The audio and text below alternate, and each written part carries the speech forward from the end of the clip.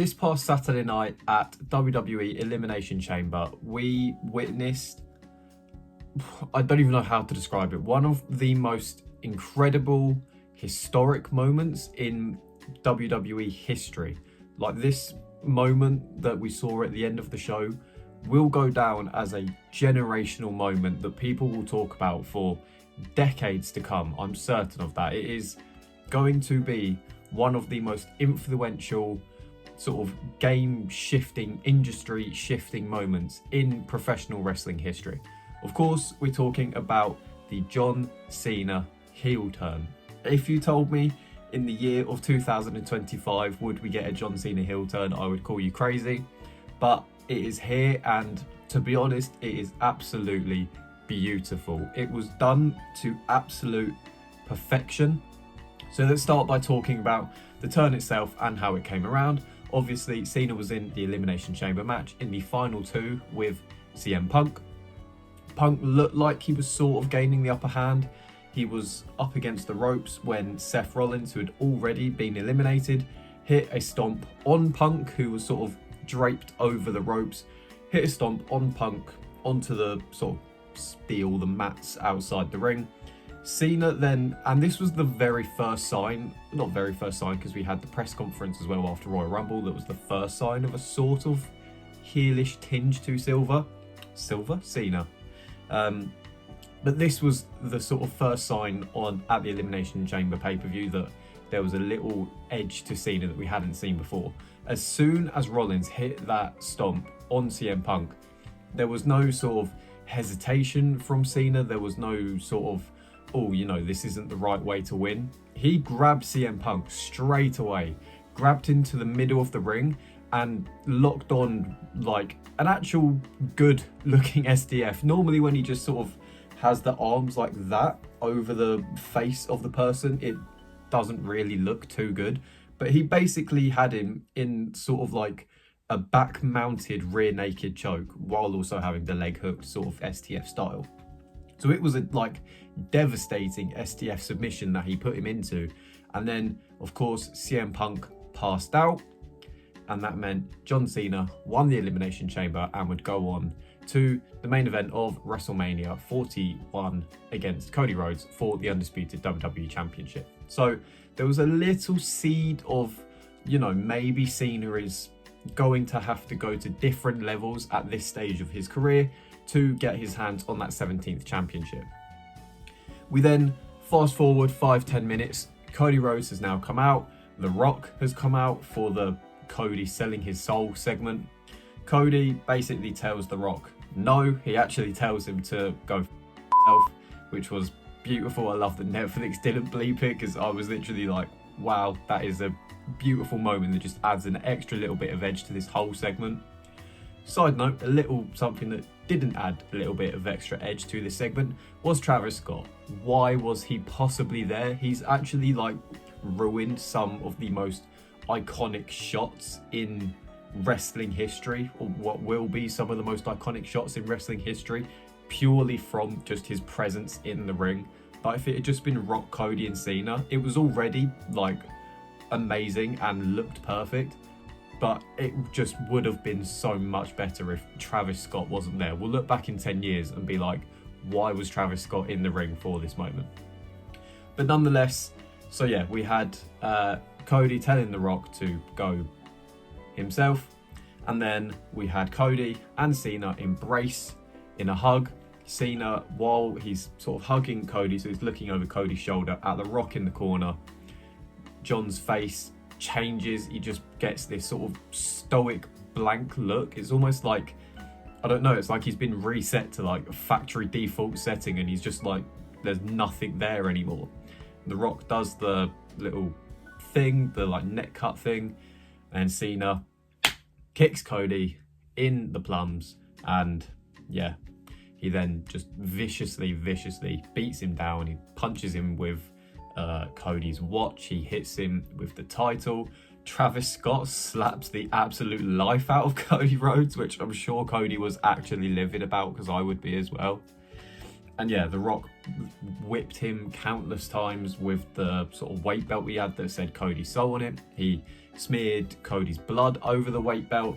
It was just a incredible heel turn. We have Michael Cole, I think, is actually one of the most important parts to this heel turn. He sold it so perfectly, from how genuinely upset he sounded about John Cena turning heel.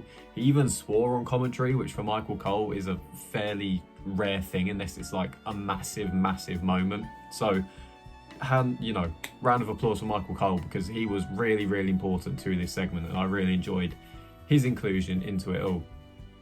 But yeah, so that was it. We got the Cena heel turn, and now the question is, what do we do now? And in the grand scheme of things, I have absolutely no idea what a heel John Cena will look like. I saw an interview with that he did with Chris Van Vliet I can't remember when it was, maybe a year or two ago, when he spoke about when he was dead set on turning heel in 2012, funnily enough, against The Rock, when he was feuding with The Rock. And he said that he had new entrance theme recorded, he had new ring gear made. I think it was a sort of pro wrestling style singlet. He wasn't going to do any more Make-A-Wish like campaigns for children, which is crazy. And there was probably a few other things that are slipping the top of my mind, but he'd already had this plan. So I always wonder now if we're just gonna get that now. Will he retire the jorts? Will he retire the armbands, the sweatbands, whatever? But, that's a visual standpoint. I would possibly expect a new entrance theme. When The Rock turned heel, we got a slightly different entrance theme, so maybe it's not one that's completely different from the one he's been using, but maybe just a slight little change in the tone to it. Maybe the trumpets get turned into something a bit more, darker and moodier. Aside from visual things and, presentation aspects like music and ring gear, what does a heel John Cena do now for, I guess, the rest of the year, or however long you want him to be heel?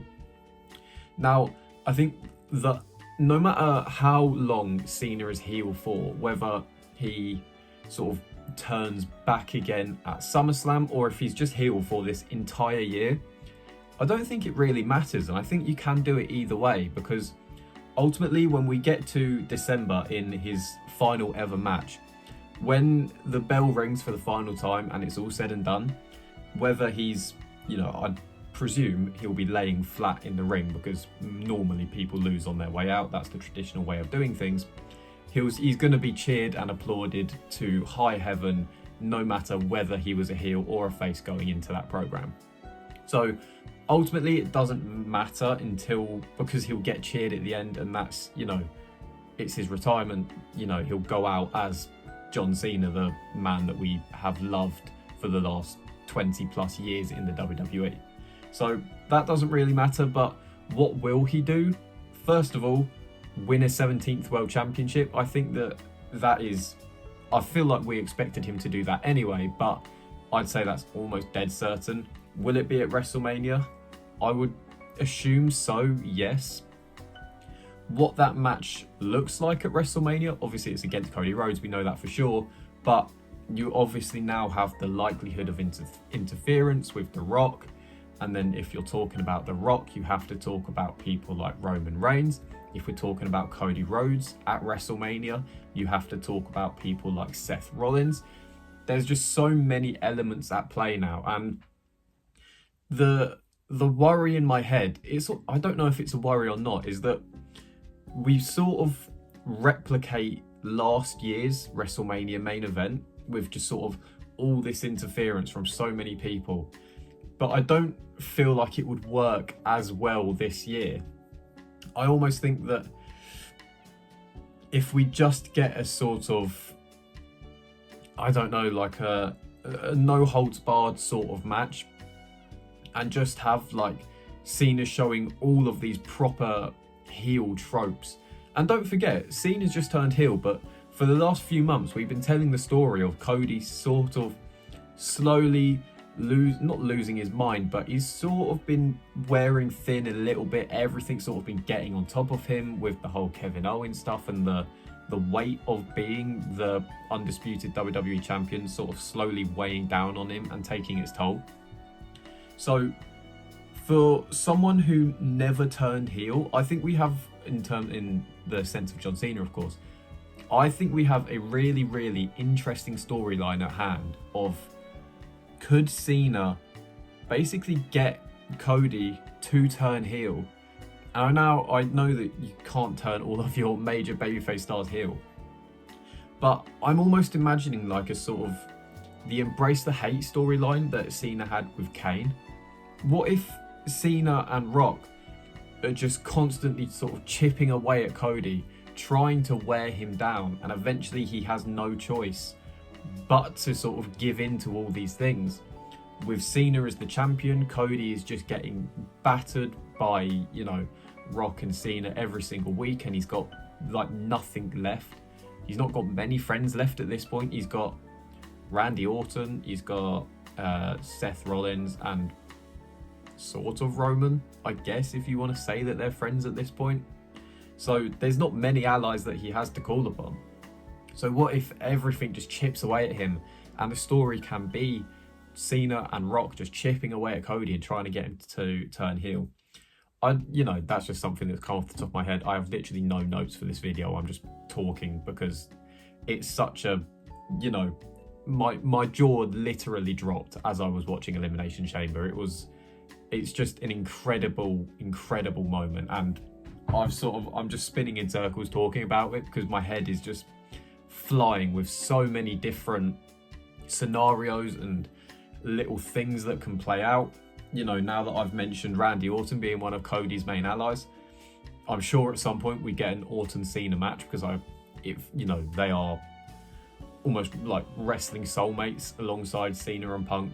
They're just, you know, destined to be tied together in professional wrestling. So I'm sure we get that match.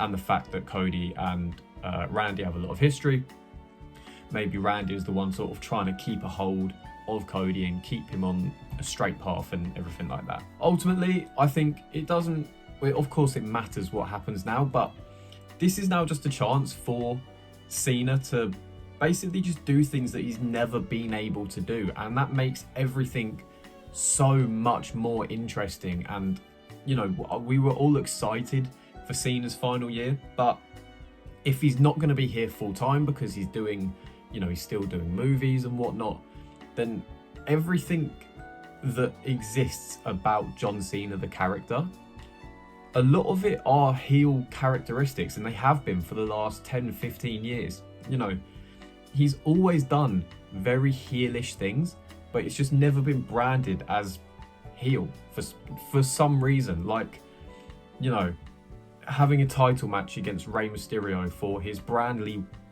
new one WWE Championship after Rey's already competed that same night to win that championship, having a title match against him. That's a very heelish thing to do.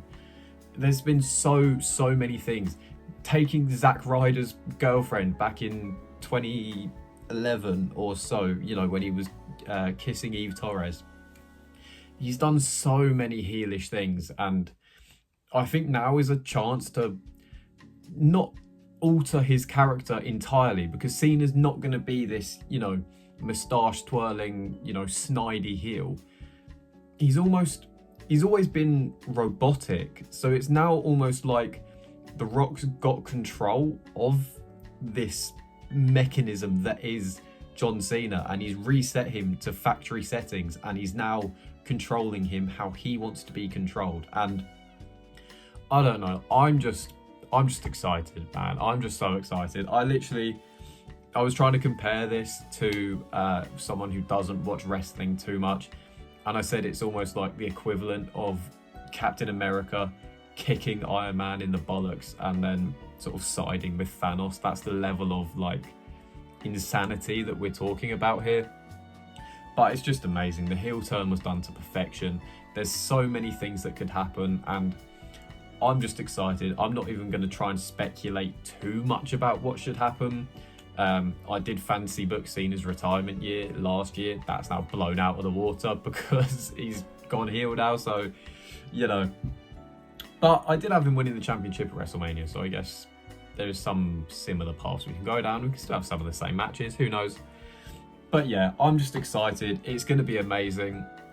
Everyone owes Triple H an apology, because I saw so many people on Twitter complaining about this road to WrestleMania and saying that, you know, it's been a bit boring, and everyone just needs to let things play out once in a while. No one has patience in life anymore. Just let things happen to you and just enjoy the ride that the final boss is taking us on, as he said. But yeah, I don't know where this is going to go. I'm sort of just rambling because this is, as I said, I had no plan for this video. I was just going to talk because it's such a historic, it's a genuine once in a generation moment that we've just witnessed, and I'm so glad that I got to watch it, and I'm sure you're all glad that you got to watch it. And yeah, what a timeline we live in. John Cena and The Rock are heel at the same time in WWE. It's insane, it's beautiful, it's so exciting. I cannot wait. I know I've said how excited I am so many times, but it's just true. I'm so excited. But yeah, let's talk about Elimination Chamber as well, a little bit aside from all the Cena stuff. I know that's all everyone really cares about now, but what else did we add? We had Jade Cargill making her return, which was lovely to see. It's really nice to see Jade back. It looks like Naomi was the one who took her out, but also notice, if you go and watch it back again, as Cargill's making her way down to the ring and her music's playing, Naomi sort of shoots a look at Bianca Belair, and I'm not sure if that's a look of, oh no, like I'm screwed, Bianca's going to find out that it was me, or whether that was a look of her, sort of a look of guilt to her accomplice to the crime. Maybe they had sort of worked together, or Bianca had set Naomi up to go and do it. So I'm interested to see where that goes as well. That's another nice little storyline going into WrestleMania. Of course, Bianca then went on to win the Elimination Chamber match, and I'm assuming that's going to be Rhea and Bianca at WrestleMania. Had Liv won the Chamber match, I would have assumed we'd get a triple threat with Io Sky, but now Rhea and Io have got that title match tonight on Raw, so I'm assuming, well, I say tonight, it's Monday as I'm recording this. I don't know when it'll get posted because editing takes time and I've rambled for quite long here. So I don't think we'll get a triple threat with Bianca, Io and Rhea, because the money match there is Rhea and Bianca, so I'm sure that'll just be a singles match. The tag match didn't really do too much for me. It was, Tiffany got a pin on Nia Jax, which is a credible start to get a pin on, but I don't think the match really did too much for everyone aside from getting a Canadian Hall of Famer onto the card, which I think you could have done in other ways. Speaking of Canadian stars, it was really funny to see that Drake was there and he didn't even get shown on camera at all. They showed Nav, but they didn't show Drake, and I find that quite funny. Also, shout out to Santi Zap, who was sat behind Drake pretty much and got a hideous amount of screen time because, whenever commentary was on camera, Santi Zap was in the background. So that was great. I love Santi Zap. We also, of course, had the unsanctioned match, Kevin Owens versus Sami Zayn, and my lord, that is going to be one of my favourite matches of this year, if not of the last, of this decade so far. It was brutal, emotional violence, and yeah, we've already spoken about wrestling soulmates. Sami Zayn and Kevin Owens are the definition of wrestling soulmates. Everything is just perfect between them. There is so much emotion, and the right person won in Kevin Owens. I don't think it would have made any sense to have Sami Zayn win that match. And then we got the lovely, long-awaited return of Randy Orton, one of the greatest of all time. I absolutely adore Randy Orton. And it looks like what we assumed was happening is happening, and that will be Kevin Owens versus Randy Orton going into WrestleMania in, I would assume, some sort of stipulation match again. Kevin Owens has been getting, dealt a heavy hand with the hard-hitting stipulations, but he's just performed so well in them that, the animosity that we now have between Randy Orton and Kevin Owens, I don't think a singles one-on-one match covers that. So I'd assume we'll get some sort of no DQ or no holds barred or something like that again, and that would be amazing. As for Sami Zayn, I'm not sure what his story going into WrestleMania will be. Obviously he'd still be tied into the Randy and Kevin situation, but I would assume it's going to be something to do with Karrion Kross, which I'm not too upset about. I really actually, I think I'm one of few, but I'm really enjoying Karrion Kross's work on Raw at the moment, just sort of being the devil on the shoulder of every superstar on the roster. I think it really suits him, and he plays it really, really well. And hopefully he gets to have some matches and win some matches. That would be really nice. And yeah, that's pretty much about it. There was only 4 matches, wasn't there? And then we had the segment at the end. And yeah, man, it's honestly such an insane situation, a generational moment, and I'm just so glad that it happened during my lifetime. It's incredible. I loved it. I'm so excited. I'm sure you are as well. Let me know in the comments what you thought about all of it. Let me know what you thought about Elimination Chamber. And yeah, thanks for watching.